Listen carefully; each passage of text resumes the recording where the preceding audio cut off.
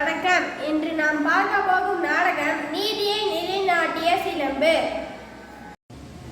வணக்கம் அண்ணா.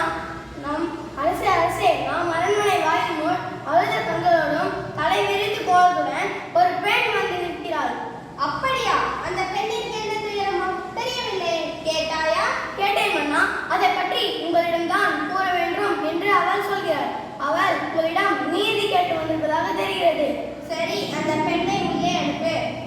உங்களை மன்னர் அழைக்கிறார்.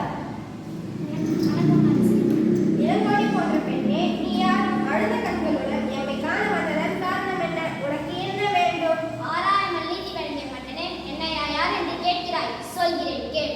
உலகம் வியக்கும் வண்ணம் ஒரு புறாவுக்காக தன்னுடைய தன் சிபி மன்னனை பற்றி நீ அறிவாயா? பசுவின் கன்றை தேர்காலால் கொன்று தன் மகனை மதே தேர்காலை இட்டுக் கொண்டான் மனுது சொல். அவனை பற்றி நீ அறிவாயா?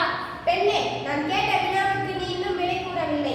அதை விட்டுவிட்டு வேற எதையோ கூறிக்கொண்டிருக்கிறாய். இழப்பின் அருமை தெரியாத மன்னனே, எனது நிலை அறியாமல் தான் இப்படி பேசுகிறாய். நான் இதுவரை கூறிய பெருமிக்க சோழ மன்னர்கள் அந்த புகார் நகரம் எனது ஊர். அவ்வூரில் பழியில்லா சிறப்புடைய மாசாத்துவன் என்பவனின் மகனாகிய கோவலன் என்பவனின் மனைவி நான். எனது பெயர் கண்ணகி. ஓ, இப்போது புரிகிறது. அந்த கல்வன் கோவலனின் மனைவியா நீ? போதும் அண்ணா, என் கணவனோடு என்ன தகுதி இருக்கிறது?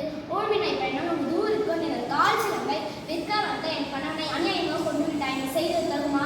பெண்ணே, போதும் நிறுத்து. கல்வனை கொள்வது கொடுவாள் என்று கூறுகிறாய். அப்தே ஏற்புடையதே, அப்தே அறநெறியும் ஆகும். இதை அனைவரும் அறிவீர்கள் தானே, உனக்கு தெரியாதா என்ன? அறிஞரில்லாத என் மன்னனே, தவறெழுத்தவர்களை தண்டிக்காதவன் என்பதை நானும் அறிவோம். ஆனால் நீ கூறுவது போல என் கணவன் கல்வன் இல்லை. அன்று அரசை கூற சிலம்பு அச்சிலம்பு என்னுடையது. அதை நினைச்சிலம்பு இதோ என்னிடம் உள்ளது. எனது கால் சிலம்பின் கடல் மாணிக்க கற்களால் ஆனது. பெண்ணே, நீ கூறுவது உண்மை என்றால் அந்த அரசி கூறிய